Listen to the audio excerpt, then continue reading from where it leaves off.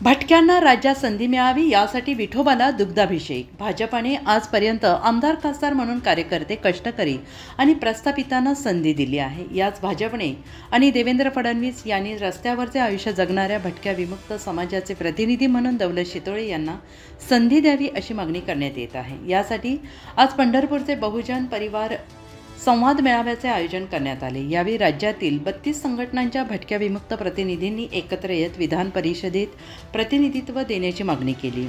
या मागणीसाठी विठ्ठलाला दुग्धाभिषेक करण्यात आला. राज्यातील 53 विधानसभा मतदारसंघातील भटक्या विमुक्त समाजाचे प्रतिनिधी यावेळेस उपस्थित होते.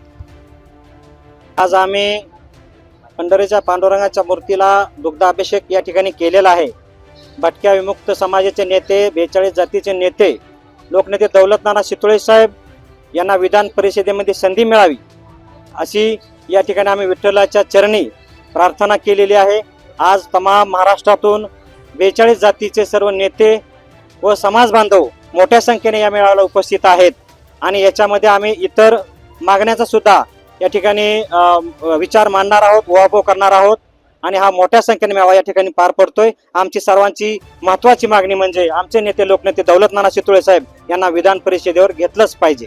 महाराष्ट्रात आणखी किती ठिकाणी मेळावा होणार आहे? आम्ही हा पहिला प्रयोग हा पंढरीच्या पांडुरंगाच्या चरणी करतोय. त्यानंतर आम्ही जवळपास 10 विभागामध्ये अशा प्रकारचा मेळावा घेऊन आम्ही शासनाचं लक्ष वेधण्याचा प्रयत्न करतोय. त्यानंतर जेजुरी, अक्कलकोट, तुळजापूर अशा अनेक महत्त्वाच्या ठिकाणी आम्ही अशा प्रकारचा मेळावा घेऊन आम्ही शासनाचं किंवा सरकारचं या ठिकाणी लक्ष वेधण्याचा प्रयत्न करतो.